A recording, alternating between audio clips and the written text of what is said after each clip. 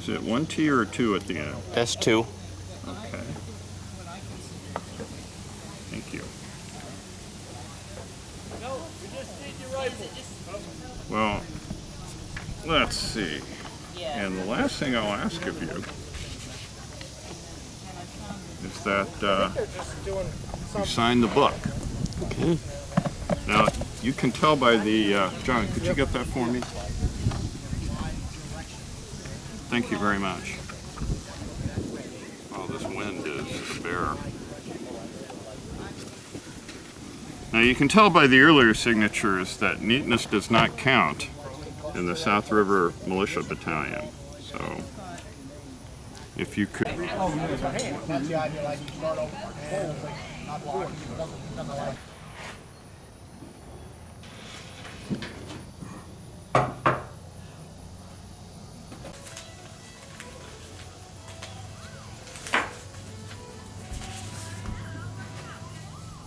The board that I'm using is actually came out of a Civil War manual, how to roll cartridges.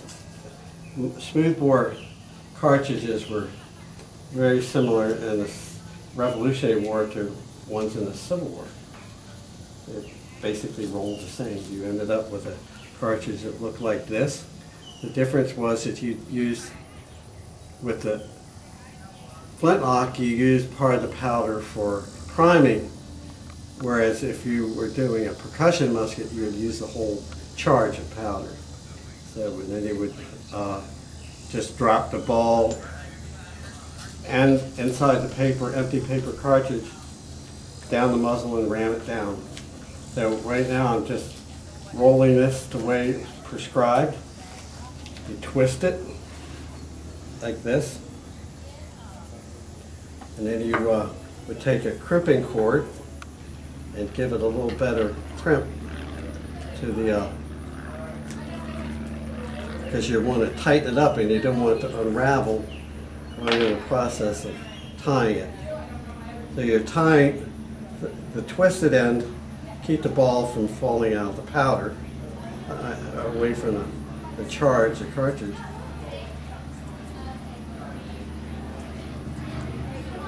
Everything has a reason. Take the scissors and trim off. Usually when they would have, they either, by the Civil War they had factories doing this. They would could employ boys up to 12 years old for a 10-hour day working in a factory. Boys 12 to 18. You take another cord and loop it around below where the ball meets the, I'm sorry, I'm not as adept as I used to be with my hands. The idea is you tie this below the ball to keep the powder, to keep the ball secure within the paper tube, but also to keep powder from sliding in between the ball and the paper and collecting between the end of the cartridge paper and the ball itself.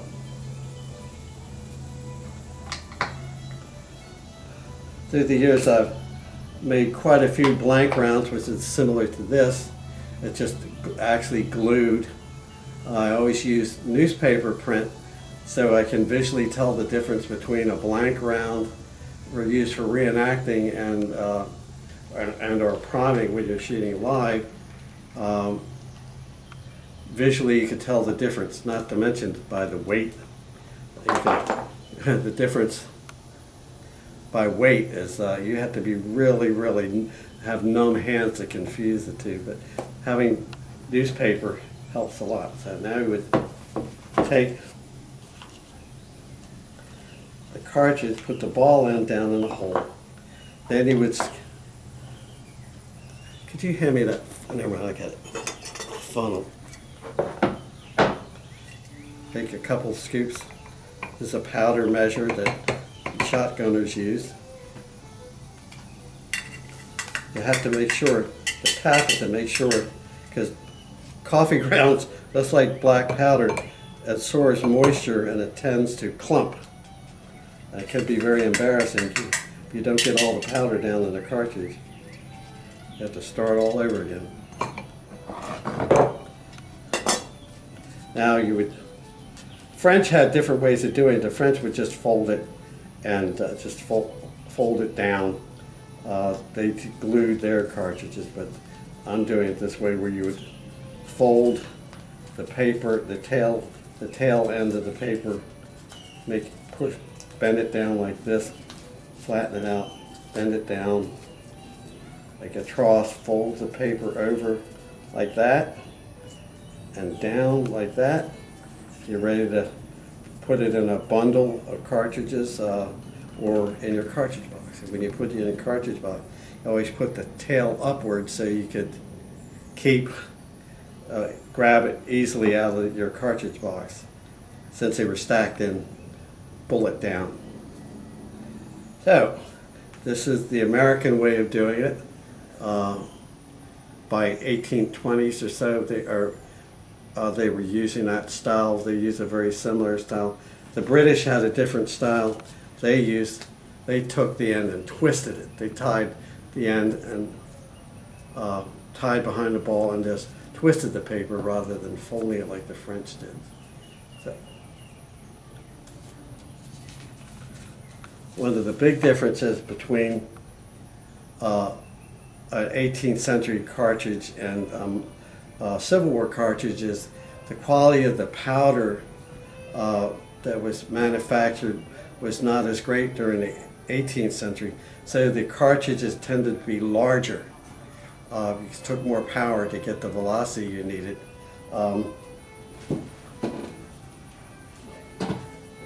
The black powder is a muzzle loading weapon is basically a short range weapon, in part because of the lack of accuracy, because it's smoothbore. Smoothbore muskets were preferred in the line of battle because they were quicker to load, even though they weren't as accurate. You could rifles take longer to load. My cleaning stick here. So, in order to use a smoothbore flintlock, they just use it.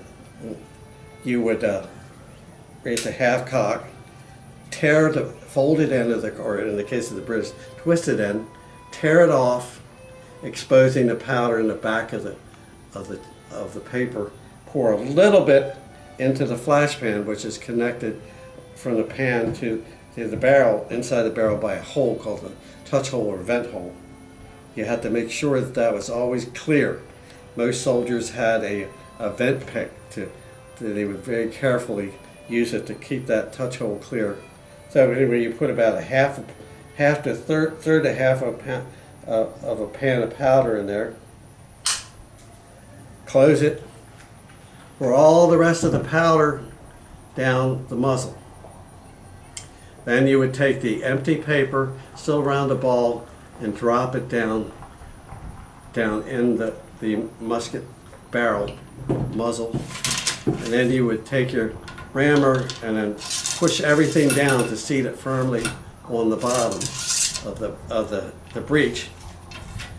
It has to be compact, and the ball and powder have to be pretty close together. So I mean firmly seated.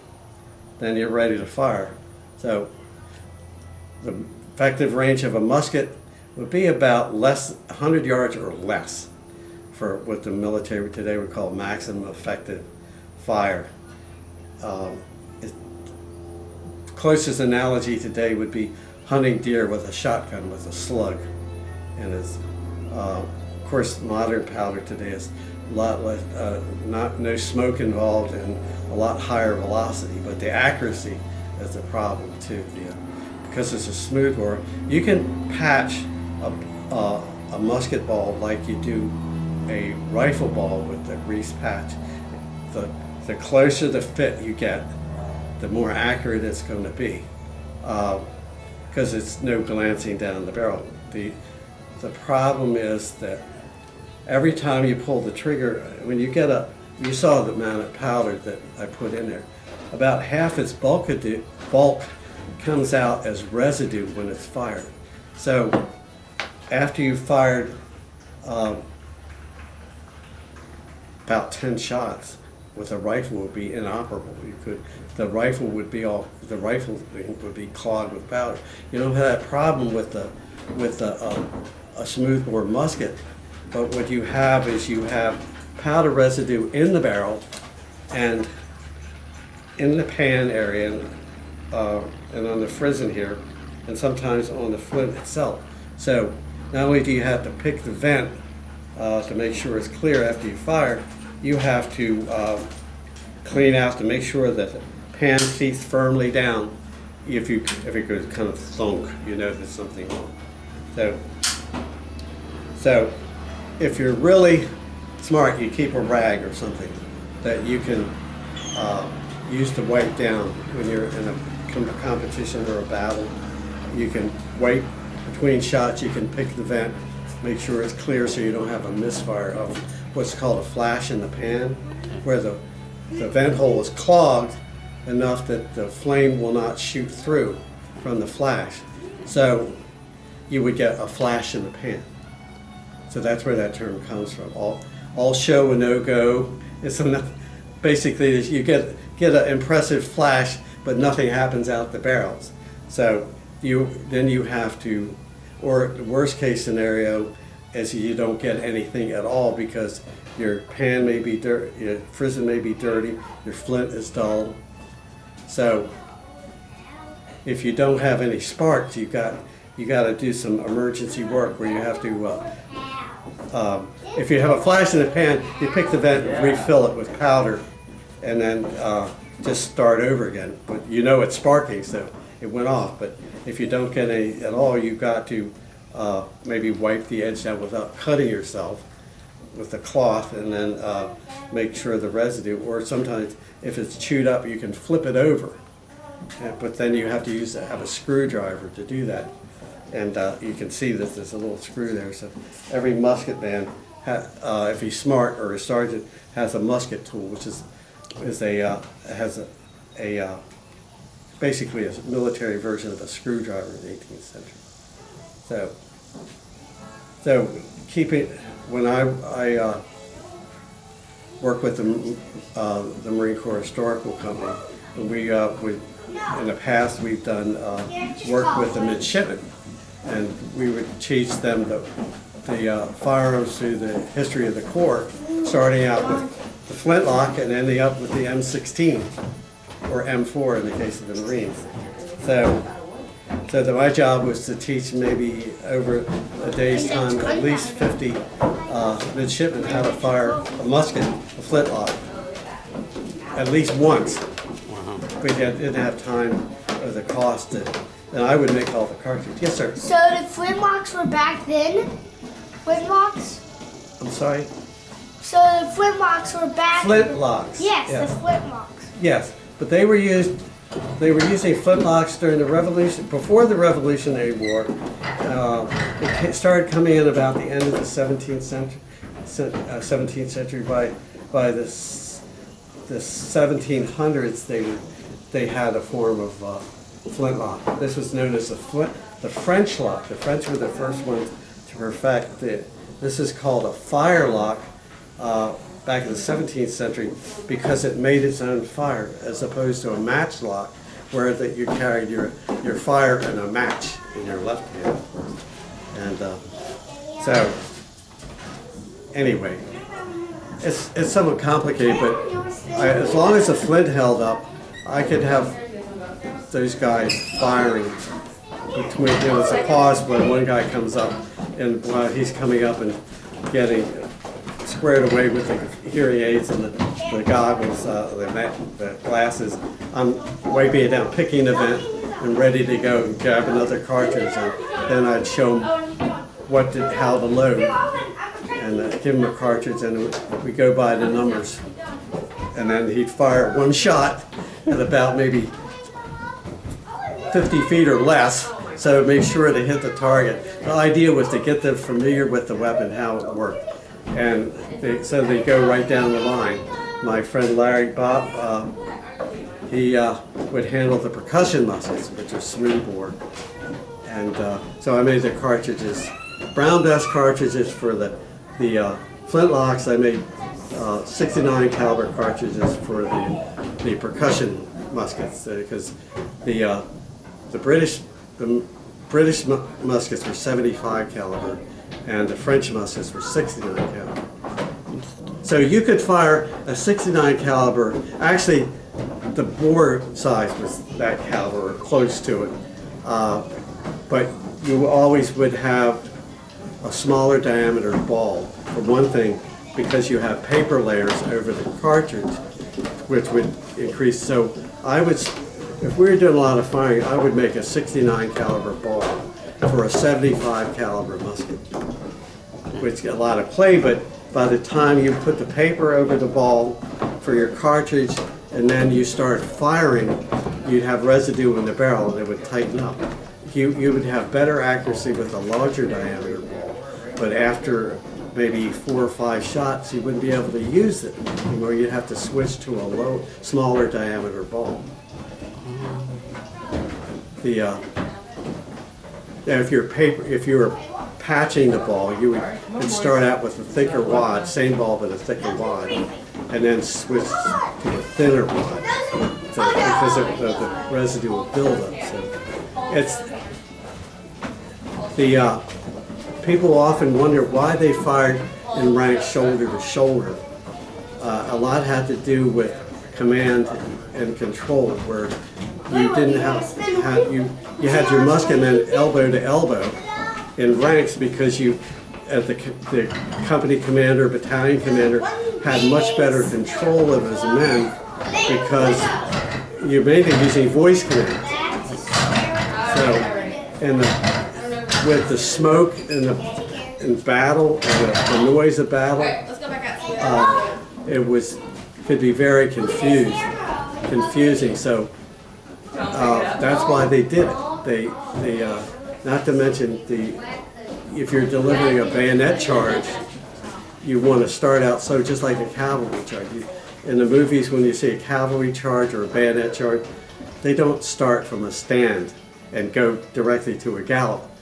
They start building up speed so they can stay close together. So when they hit the enemy line, whether it's infantry or cavalry, that density slamming into the enemy.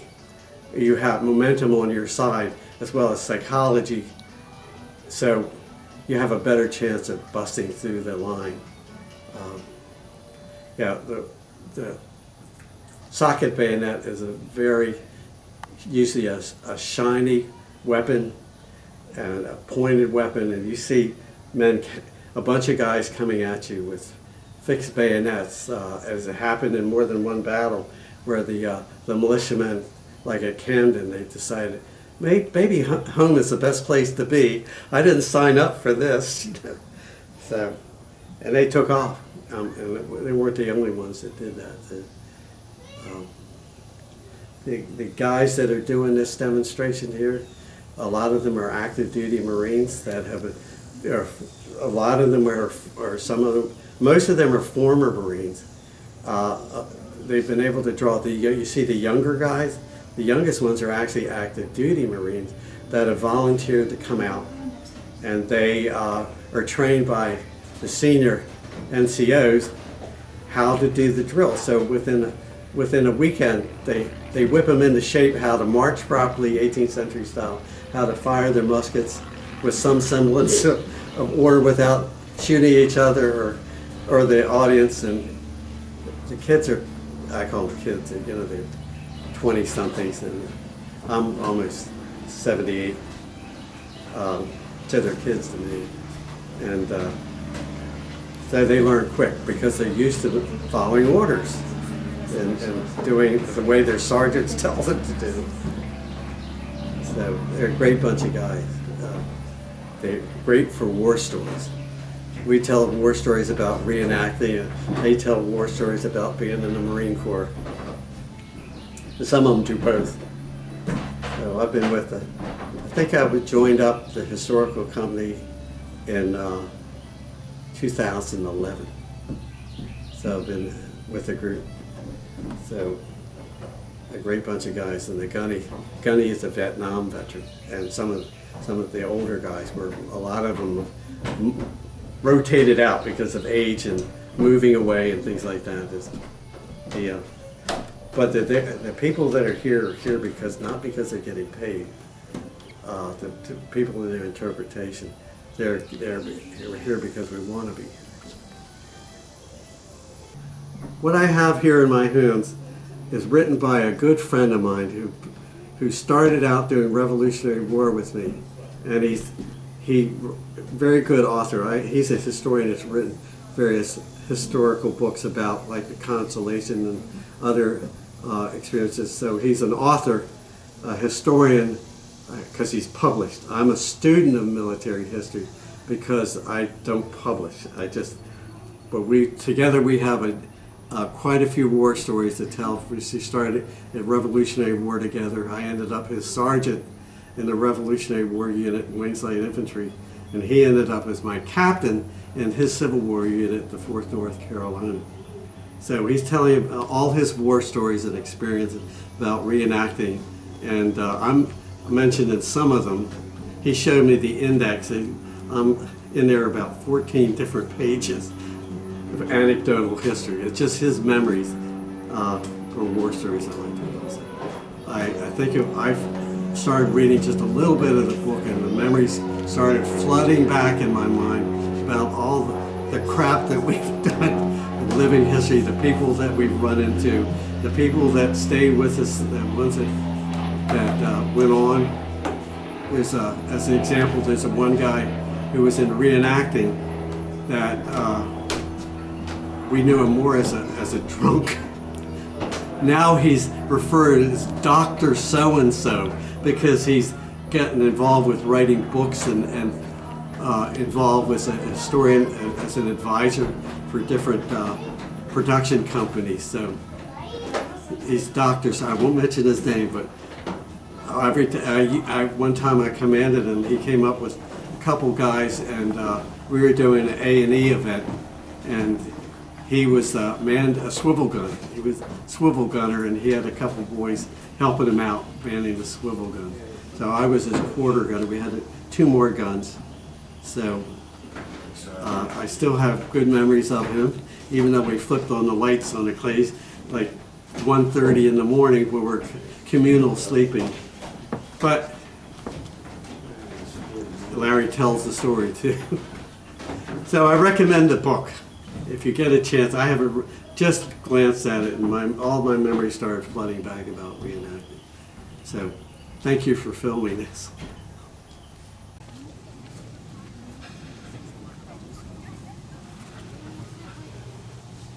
Please make yourself comfortable. Morning, ladies and gentlemen. How's everybody doing today? Outstanding, outstanding. On a modern note, I'm Gunnery Sergeant Williams. I'm a modern United States Marine, but I'm wearing the uniform of my predecessor that goes all the way back 250 years ago. But we're here to help tell a very specific story here at London Town. We're going to be talking about history. In fact, I'm going to start off a little bit. Young lady, you know what history is? Can you tell me? How about you? What is history? History is like something famous from a long time ago. Something famous from a long time ago. Well, oftentimes it is about something famous. Oftentimes it's not about things that are not so famous. But a long time ago, is history happening right now? What do you think? Is history happening right now? Yes. Is it going to happen tomorrow? Yes.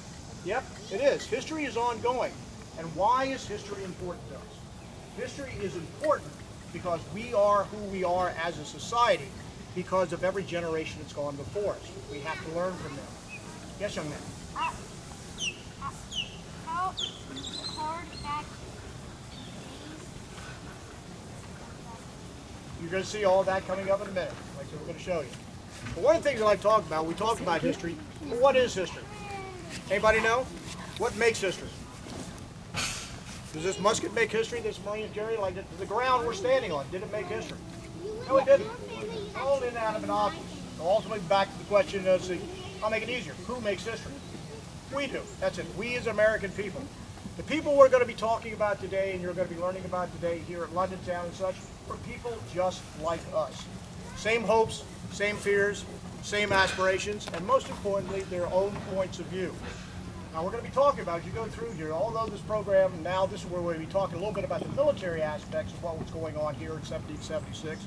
But most importantly, we're going to talk about some of the political things that happened and what happened to the common citizen and how they felt about it. And one of the things I talk about with history like that is there's two sides to a historical point. There's historical fact, something we can all agree upon that happened. We know that this was a town that existed here during the American Revolution and such. We know the American Revolution, fact, we all agree about it.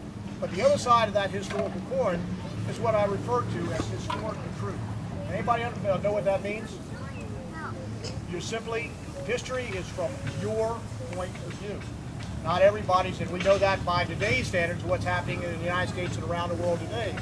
Not everybody's point of view is going to agree with each other. So learning about history is extremely important. We became who we are today. Those people, 250 some years ago, made the decision to decide to separate from a governmental system like that they found oppressive and created a new nation. It was decisions they made, and fortunately the right people were in the right place at the right time to make good decisions to create the United States we live in today. But it was not the great thing, everybody was all for it like that, let's like say, separate from the ground, we're all patriots and such. Many different people had different points of view. There were people right here in London town that, like say, were staunch loyalists. They were loyal to the crown. There were others that supported the separation movement like that. They were patriots, sons of liberty. But most people were common citizens like you and I. They didn't really care who was in charge if they were adequately being governed. They just wanted to be able to live their lives and make a living and support their families. So the idea of a declaration being declared, now all of a sudden saying that the government system and the economic system they had been living under, all of a sudden has been wiped away, and it's caused a war between the home country and the Americans and like that, took everybody by surprise. Some people were very much in favor of it, other people were diametrically opposed to it, but we were all Americans like that, and the decisions each of those Americans made then ultimately created the United States of America, our Constitution, and every generation from that, we continue to learn and continue to build. So literally right now, that history of 250 years ago and every subsequent generation after that, we stand on the shoulders of every generation that has gone before us. And why is that important to us? Because we ourselves, this young generation, they're going to be our next politicians, they're going to be our next military, they're going to be our next inventors and such. If we can teach them from our mistakes as well as our achievements and all the things we've learned from past generations, hopefully they'll be able to make better decisions to make it even better for the next generation. Good to go? Like I said, well, that kind of takes me off my platform, but give you a foundation, a point of view, a perspective as you go through London town today to think about it. Now, the war, like I said, that was fought over this Declaration of Independence, like we actually went to war with our home country of England and such, was a full-blown war. Contrary to Mr. Lysdale, the American colonists didn't stand behind trees with rifles and sniping at the British military. It was a conventional land war, just like it was going on in Europe at the time. Now the technology being used, you see the musket being carried here by my Marine and by the militiamen you see standing behind us, is typical of the technology of the period. It is smooth bore muzzle-loading musket. The one is a French infantry musket, is a flintlock musket that allows it to fire. Because it is smooth bore and fires a round ball, oftentimes smaller than the diameter of the barrel, and like it is extremely inaccurate. An individual soldier can aim at somebody less than a football field away and, like say, not hit them. Like that, the idea behind it, you might be able to hit a group of people standing at that distance. It wasn't until much later that rifling would come into effect. So how do you take a very ineffective weapon like this and make it effective? You mass them together. Tactical doctrine of the period, you've seen them in the movies and such like that, of all the soldiers on both sides standing up shoulder to shoulder and marching against the enemy. And when they fire, they're all firing at once, what we refer to as a volley fire. That now says, instead of just one round, hoping that that round might hit something in front of them, you now send, if you've got 100 men in line, 100 rounds are going down range at the same time. And if you've got a human wall using the same tactics against you, hopefully you're going to disrupt and break up that wall. Ultimately, picture, beta. The weapon is not complete going into combat until this is added on. And oftentimes, too, this was like that, even though it may not have gotten used, it became an intimidating factor. Now, if you look at this Continental Marine and the Continental Soldier the same way, you're probably wondering, in combat at the time, looking at him, What idiot is going to walk out on a battlefield with a big white X across his chest? I say by modern standards they would be pretty dumb, right? But think about it now 250 years ago. This was the war-fighting technology of the time, and the uniform would play a part of that. That musket is very inaccurate, so you know you're going to get up close and personal with the enemy. To make the weapon effective, you have to keep people close together. And as you'll see in a minute like that, you literally cannot load it unless you're standing up. Like that. So how does it come in? The ultimate goal is you're going to basically use the musket to try to break up the opposing human wall, but eventually close with that bayonet. Now the uniform itself, bright colors, actually served a war-fighting purpose at the time. We wanted to be seen. Like that. Imagine we talk about psychological warfare today. You know, like say we look at camouflage and stuff based on the modern technology. We need to go cover and concealment. But at the time, you weren't worried about cover and concealment. You were going to be seen. So let's make that being seen of most advantage. If you imagine yourself as one of these colonial militiamen, undertrained, possibly underarmed like that, first time you're in a battle against an opposing force, and across the field, you see some of the most greatest military force of the time, the British Army, marching across the field. What color are they wearing? Red. Bright red coats. They have bright white cross belts like that. You see at a distance, they're all moving at what? The modern drill that we see for ceremony, that snap and pop and drill and such. They're all moving as one. They're exhibiting professionalism like that, showing that I have confidence in myself and the man to my left and the man in my right. We are going to come across, we are disciplined, and our ultimate goal is to come to your line and I'm going to stick that bayonet in you. You're that young militiaman trying to defend your home and you're in line and you see that. What do you think your first reaction is going to be? I'm going to DD. Like this. So even before, without a shot being fired, the uniform itself becomes part of an intimidating factor that oftentimes, and early on in the American Revolution, was a direct contributing factor to many of the engagements early in the American Revolution of the Continentals losing.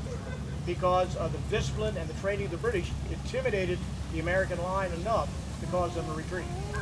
Now, the technology though, looking at it, this is why the drill and snap and pop and drill became so important for loading.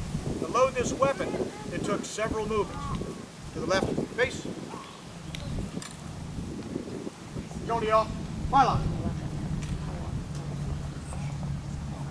By the word, prime and load. Open pan. Now the first thing he's doing is opening the pan, exposing a little tray that leads into a hole that leads into the chamber of the musket. I like that. That's going to be your priming system. Handle your bucket. Now, how many of you kids are like that? Mom and dad makes you brush your teeth all the time, right? Like that. At the time, we had to take care of our teeth then too.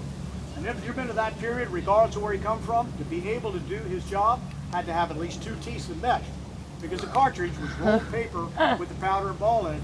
You had to tear the cartridge open with your teeth to be able to prime the weapon. Once that's done, prime. A small amount of powder would be placed in the pan. This would be your igniter that would set off a bigger charge. Shut pan. Keep the powder from falling out. They shut a pan. This would also be the striker to ignite on. Charge your cartridge. Cartridge now poured down the barrel. Then that would normally be followed by a lead ball if we're firing a live shot. Draw your rammer. Ram down cartridge. This would be done every time. We had to make sure that the powder and the ball are pushed all the way down to the base of the chamber of the weapon. And you probably wouldn't think that would be all important, and it was fairly easy starting on. But black powder is very dirty burning. And the weapons would start becoming foul very, very quickly. So the balls were smaller in diameter and loose, so you could see them down. And you're probably wondering, well, if they only, let's say, push the ball part way down, it would still shoot out, right? Metallurgy of the time and how the weapons were designed to keep weight down, just like a cannon of the period, is very thick in the back where the explosion is going to take place. But the barrel starts thinning out. If you leave the barrel up to a ball up toward the front of the barrel, you're potentially creating a pipe bomb. And instead of the musket pushing the ball down range, it's going to blow up on the user. It's going to mess up his whole day. Turn, rammer. Jody up, fire lock. Now that's all the steps that would have to go through, and we taught it like what we call muscle memory today. They were repetitively taught that over and over again so they could do it without thinking about it. So when they're trying to do this in combat with the other side firing at them, they wouldn't get rattled and continue to operate. Now to fire, as we talked about, to make these weapons effective, normally instead of a single man, as you see behind you, you would be standing shoulder to shoulder, oftentimes 2 ranks deep. I like that, and the commands would be given either volley fire to have everybody fire at once, sending rounds down range, or firing by files and such to keep a rotating fire and such, which we'll show in a little bit.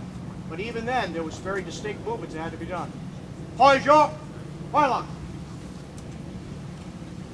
Cock your fire lock. Present. Now watch very closely when he pulls the trigger. There's no cartridge in there, but just see how they initially fire. Everybody see the spark? Didn't spark quite as much, but like I say, what you got here, if you're like a Boy Scout today, start a fire, there's a piece of stone flint that would hit this piece of steel, and it should theoretically spark like that, igniting the powder here. That would then send a spark into the main powder, firing your charge. Needless to say, these didn't work well in wet weather. But this is what they have to go through just to fire one round. I like that, so this would dictate core fire. Shoulder up, as you work. Shut, hand. Shoulder up, fire lock. Pose. Now at this time, I like that, not only did you have the Greater Continental Forces, we as Marines were here at London Town in the summer of 1776. Like saying, we're literally talking about 1 week after the signing of the Declaration of Independence. Most people here in the town didn't know about it, and they would have their own opinion. But up to this point, though, there's still grievances against the British government. The various colonies were raising militias because the British government's approach to the grievances the American colonies had was take a heavy-handed military approach. And at this time, all up and down the South River and the Chesapeake Bay, British warships have been raiding, seizing local property, including slaves and indentured servants and such, and like that, and failing to return it. In fact, by June of 1776, the Maryland Convention, like I say, in their Committee of Safety, would issue an order raising a battalion, basically referred to as the South River Battalion, and one company would be staged here in London Town. And to quote the orders that would come out of the office for the commanding battalion commander, says, "Sir, Captain Montague with His Majesty's ship Valley, ship of war, having broken the truce by receiving a number of servants belonging to the good people of this province and refusing to deliver them on the demand made by flags sent for that purpose," that was under a white flag, and like it, "are directed by the convention to order part of your battalion to keep guard in the most proper places from the mouth of the South River to the mouth of Fishing Creek, to repel any violence which may be offered by sail, vessel, or her tenders, and also to prevent servants or slaves making their escape from their masters. You will therefore take care to station at the most convenient places on that coast, such as your militia, well armed and provided with ammunition, and can be brutally spared for the said purposes, and that you continue to keep guard on that station until the above vessels have sailed down the bay." And what it was meaning, like say, some of the things that were happening at this time, economics like that, regardless of what we think up in our opinions today of slavery, at the time it was still part of the culture. And what the British were doing as a warfighting method was seizing slaves and enticing those in indentured servitude or slavery to basically come to the British, and the British were offering them freedom. Where they wouldn't come to the British, they were literally stealing property like that, and they were trying to dread that. So these battalions were eight. These were militiamen similar to these, armed with the flint-loaded muskets that you've seen and such. And just imagine now these ill-trained militiamen trying to ward off ships with 12-pound naval guns and professional soldiers on board. Now what we're going to go through a little bit to show you how the linear tactics work and how this technology would be applied, I'm going to turn it over to the militia sergeant, and we'll talk you through how it goes. Sergeant? Attachment! Attention! Shoulder your fire! Now think on the parade field today. Again, everybody moving as once. The purpose behind it then, if you didn't move the same way, you're so tightly packed, you're literally going to jostle each other around as you're trying to load and fire, slowing down your rate of fire and actually disrupting your military capability. The sergeant in the back, the file closer, he had two purposes being there. One, to check and make sure that the weapons are going off and like the men are properly loading, but also for the weak of heart, there's going to be a few men who want to step back and says, "I'm leaving." The sergeant says, "No, you're not."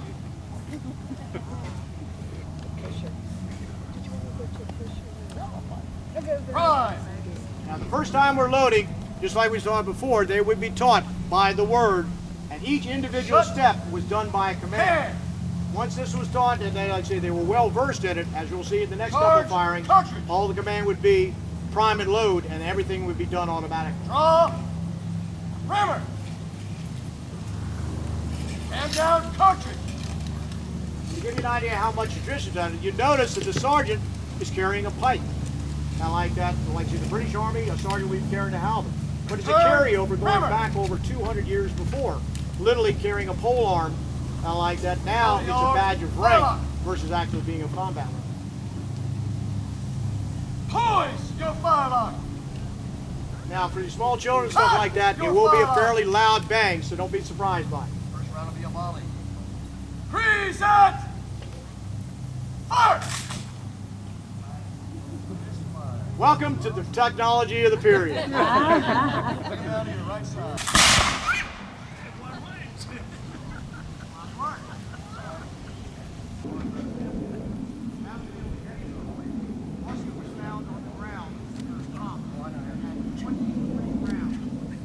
Poise your firelock. Cock your firelock. Reset. Fire.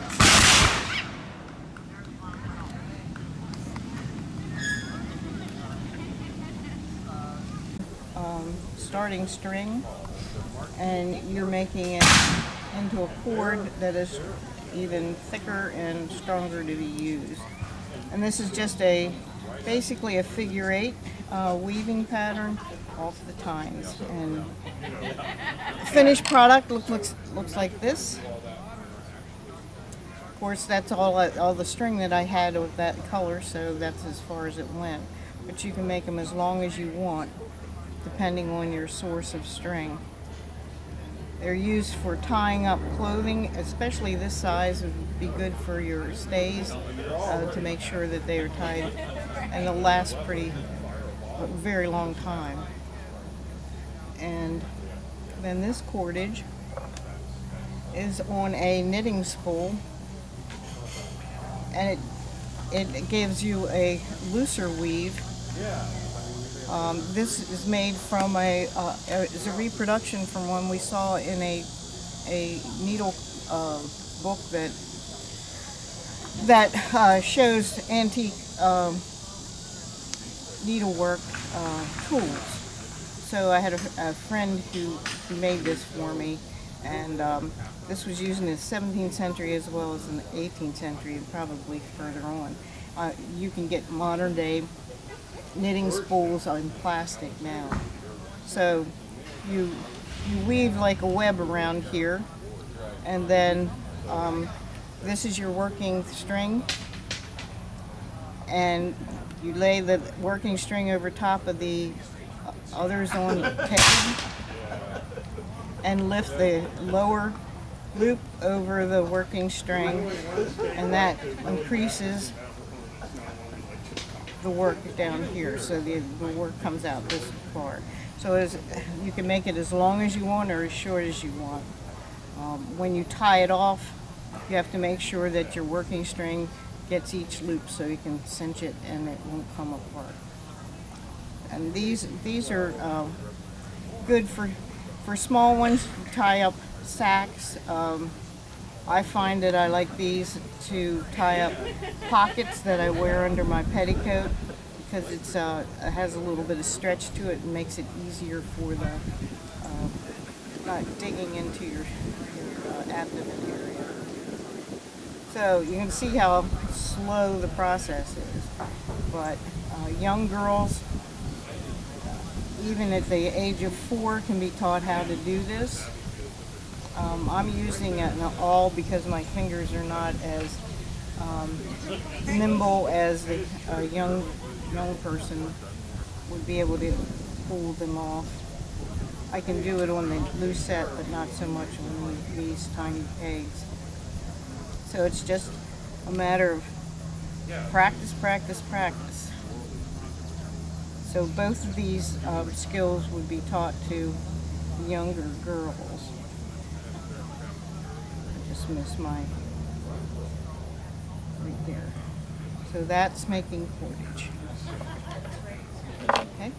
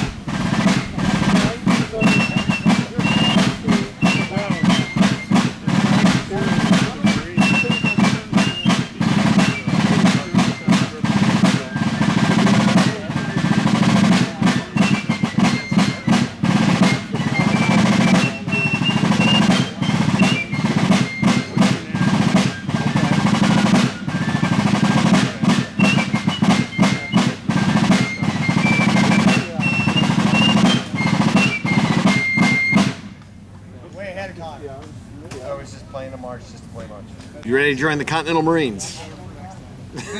Not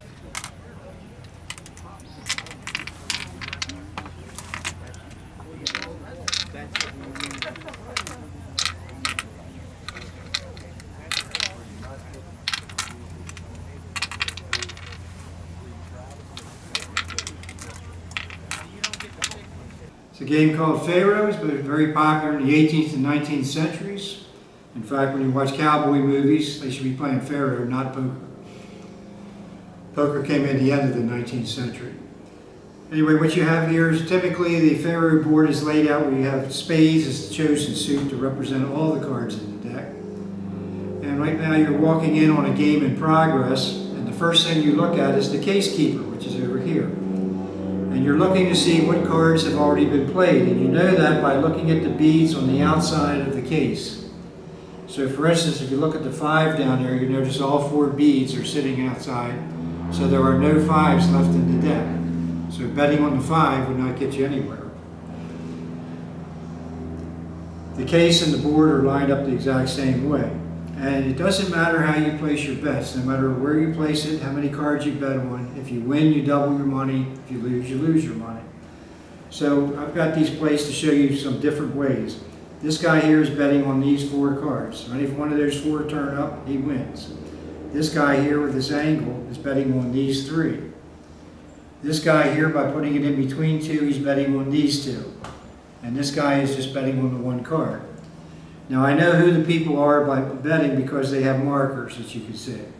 And I know how much they're betting because I can see the number of coins they have on their, or how much they're betting on there.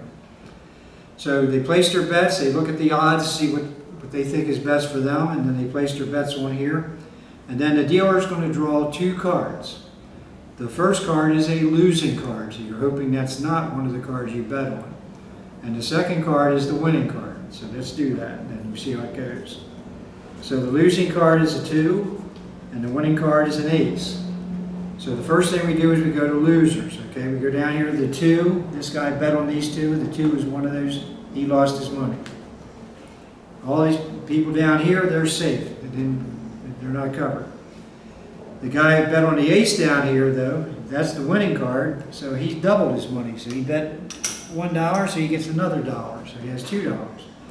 Now, in this time period, they were using money on the table.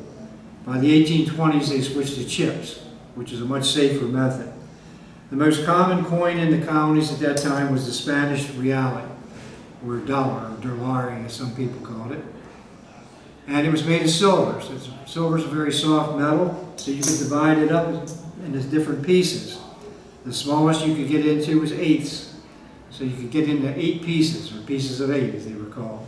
And the smallest piece was called a bit. So 2 bits made a quarter, 4 bits made a half, and right on up the line. Now because I played the 2 and I played the ace, I have to move a bead now to show that I played those cards before we can go to the next round. And then we keep going. Now to start the game, you have 52 cards. They're shuffled and cut and everything. And then you turn over 1 card, and that leaves a deck of 51. Of course, whatever card you turn over, you move a bead right away. When we get to the end of the game, and I'm not going to hold you to that, there'll be 3 cards left. And there'll be 3 beads left. So everybody will know what those last 3 cards are. So now instead of betting on the card, you're betting on the order that they come up. And if you get the order correct, you get 4 times your money instead of double. And then once that's over with, you shuffle the cards again, start all over again. And there's several variations of this. There's comes advantages to me as the dealer with the house. And that is, suppose we turn these over and both of them were 2s. Well, anytime you get doubles, I get half the bets on the table. And suppose you bet more than once. Like you can bet more, like say this guy bet here and say he bet here as well. And one of those 2 lost. I would get the money on both of those. Those are the 2 advantages I have. And sometimes people say, I don't know, gamblers have odd quirks, and sometimes they think, I know that next card is going to be a 10. I just know it's going to be a 10. So I want to bet on the first card instead of the second card. So what the guy does, He's going to bet on that 10. He puts his marker out, puts the money he's betting on the marker, and he puts a copper coin on it. And that tells me as the dealer that now he's reversing it for him, just for him. So when I turn those two cards over, the first card for him would be the winner, and the second card would be the loser. But either way, you settle losers first. To govern ourselves. But for that, we need to put down.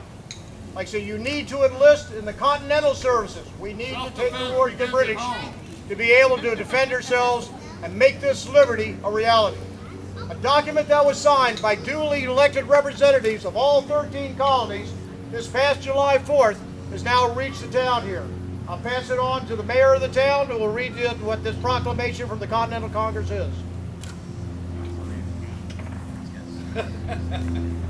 In Congress, July 4th, 1776, the unanimous declaration of the 13th United States of America.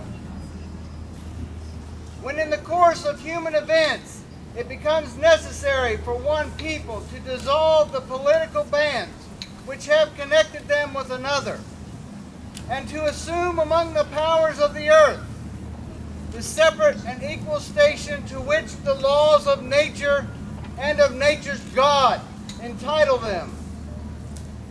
A decent respect to the opinions of mankind requires that they should declare the causes which impel them to the separation.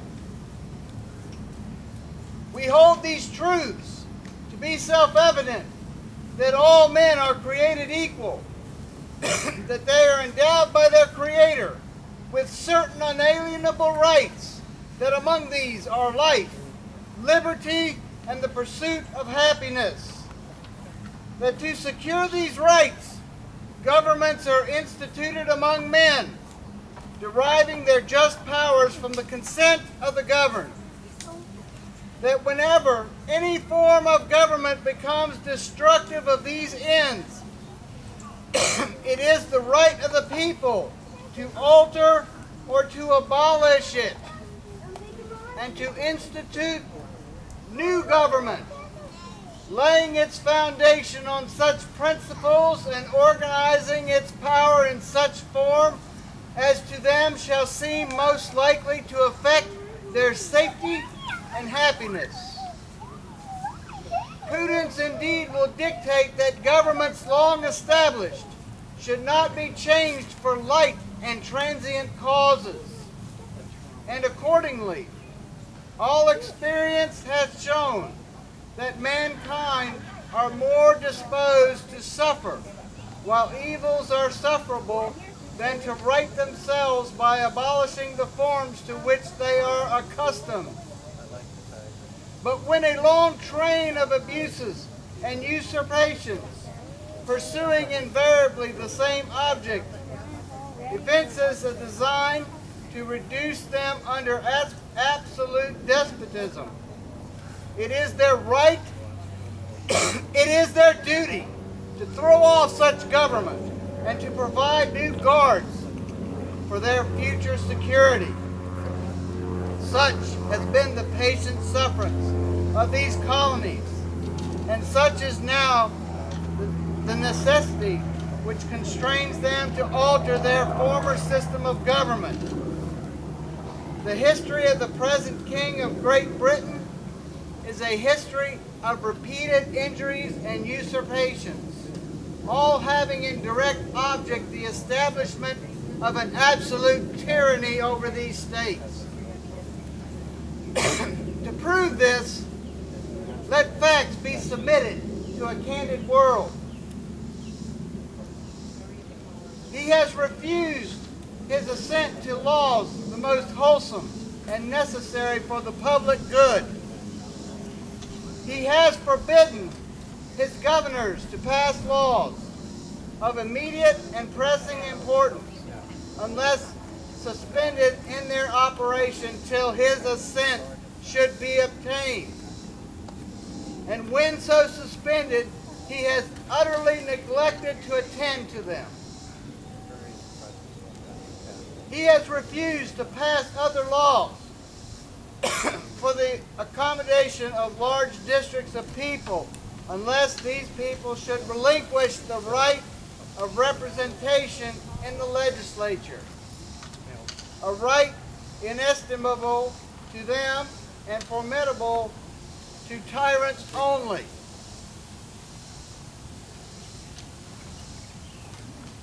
He has called together legislative bodies at places unusual, uncomfortable, and distant from the depository of their public records, for the sole purpose of fatiguing them into compliance with his measures. He has dissolved representative houses repeatedly for opposing with manly firmness his invasions on the right of the people. He has refused for a long time, after such disillusion, to cause others to be elected, whereby the legislative powers incapable of annihilation have returned to the people at large for their exercise, the state remaining in the meantime exposed to all the dangers of invasion from without and convulsions within. He has endeavored to prevent the population of these states for that purpose, obstructing the laws for naturalizing of foreigners, refusing to pass others to encourage their migrations hither, and raising the conditions of new appropriations of lands. He has obstructed the administration of justice by refusing his assent to laws for establishing judiciary powers. He has made judges dependent on his will alone for the tenure of their offices and the amount of payment of their salaries. He has erected a multitude of new offices and sent hither swarms of officers to harass our people and eat out their substance. He has kept among us in times of peace standing armies without the consent of our legislatures. He has affected to render the military independent of and superior to the civil power. He has combined with others to subject us to a jurisdiction foreign to our Constitution and unacknowledged by our laws, giving his assent to their acts of pretended legislation, for quartering large bodies of armed troops among us, for protecting them by a mock trial from punishment for any murders which they should commit on the inhabitants of these states, for cutting off our trade with all parts of the world, for imposing taxes on us without our consent, for depriving us in many cases of the benefit of trial by jury, for transporting us beyond seas to be tried for pretended offenses, for abolishing the free system of English laws in a neighboring province, establishing therein an arbitrary government, and enlarging its boundaries so as to reduce it at once an example and fit instrument for introducing the same absolute rule into these colonies, for taking away our charters, abolishing our most valuable laws, and altering fundamentally the forms of our governments, for suspending our own legislatures and declaring themselves instead with power to legislate for us in all cases whatsoever. He has abdicated government here by declaring us out of his protection and waging war against us.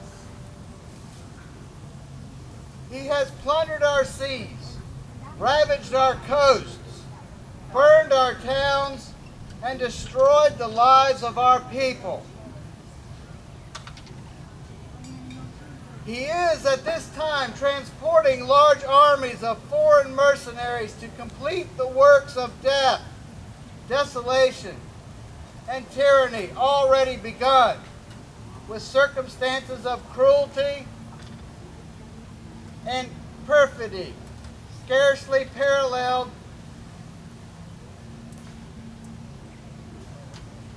in the most barbarous ages, and totally unworthy the head of a civilized nation.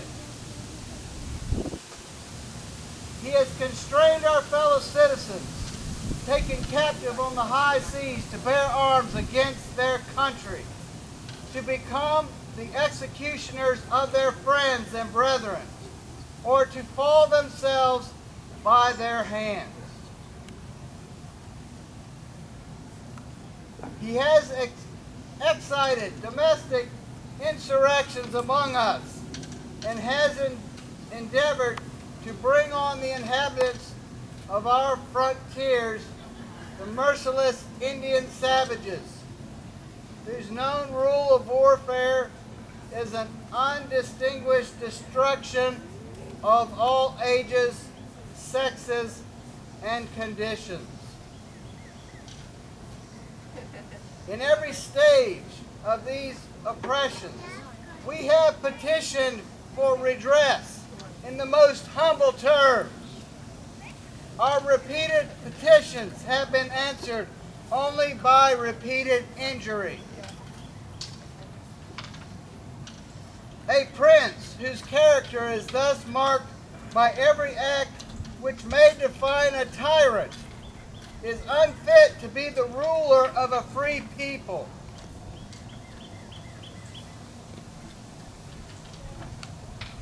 Nor have we been wanting in attentions to our British brethren. We have warned them from time to time of attempts by their legislature to extend an unwarrantable jurisdiction over us. We have reminded them of the circumstances of our immigration and settlement here. We have appealed to their native justice and magnanimity, and we have conjured them by the ties of our common kindred to disavow these usurpations, which would inevitably interrupt our connections and correspondence. They too have been deaf to the voice of justice and of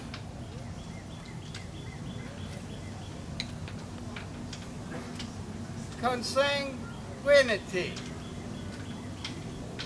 We must therefore acquiesce in the necessity which denounces our separation and hold them, as we hold the rest of mankind, enemies in war, in peace, friends.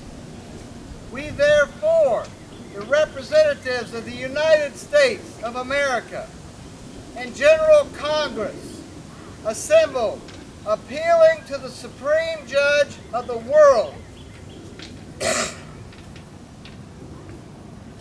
for the restitute of our intentions, do in the name and by the authority of the good people of these colonies, solemnly publish and declare that these united colonies are and of right ought to be free and independent states, that they are absolved from all allegiance to the British Crown, and that all political connection between them and the state of Great Britain is and ought to be totally dissolved, and that as free and independent states, they have full power to levy war, conclude peace, contract alliances, establish commerce, and to do all other acts and things which independent states may of right do. And for the support of this declaration, with a firm reliance on the protection of divine providence, we mutually pledge to each other our lives, our fortunes, and our sacred honor. Thank you, Mayor. A very compelling and dynamic document. In 1776, many of the people here in London town, this was the first news they would ever receive, that now the arguments with the government they had been serving under and living under for decades was now separate from them. They were now at war essentially with themselves. For the first time now, Americans have made the conscious decision that Americans would govern Americans. But it would not be easily overcome. It would lead to 8 years of warfare between the British government and between the United Colonies. And like I said, it wasn't the war that we expected like that. This document was very, very dynamic. It was also extremely controversial, even at the time. Imagine yourselves standing in the shoes of the people of 1776. And all of a sudden, the government you've lived under, your standards you lived under, the economics you've lived under, were all abolished by a single document. Now, what was going to happen next? We look back in retrospect and think we all were united, both in colonies and as a nation. But we weren't yet a nation. We were 13 independent nation states, all trying to find their way, trying to find ways to unify among ourselves to form a government that was separate and free from the British Crown. Points of view would differ, as we talked about some of the discussions I've had earlier. History always has two sides. The reading of this declaration and the signing of it is historical fact that we can all agree upon. The points of view about how you felt about that declaration in many different ways. There were people here in London town and throughout the colonies, there were still staunch loyalists. They considered themselves loyal Britons. There were others that were basically devout, hardcore right-wingers that considered themselves the sons of patriots, the sons of liberty. We must separate from the ground. If warfare it takes, warfare would be. But the vast majority of Americans throughout the colonies, just like us today, were independent citizens. They weren't quite worried about who was in governing so long as they were treated fairly. The main thing they were concerned about was living their lives, making a living, feeding their family, and keeping a roof over their heads. And now all of a sudden, because the votes of a few people are like that, now they've been told they no longer have that protection of a governmental system, of an economic system, and now they've been thrust into war. That history has repeated itself time and time again. We are who we are as a nation today because we overcame that. We had the right people at the right place at the right time, making the right choices. And as a society, one thing Americans have been noted for that have kept us to build us to where we are, that despite the fact we have many different points of view, we continually have been able to look at each other, and although I may not agree with your point of view, I will sit down and be willing to listen to your point of view. And we can come to compromise and make a make. We have survived as a nation today because of that ability, because of who we are. We have stood on the shoulders of every generation since then who have made it better for us. And hopefully we'll continue to learn from our achievements and mistakes to make it better for the next generation. As long as we can keep that idea that we can be willing to talk to each other and be able to be a unified nation, regardless of what our points of view are, we will continue to survive. What happened here in London town was happening throughout the colonies, and it would set the groundwork for us as the nation we are today. Thank you, ladies and gentlemen.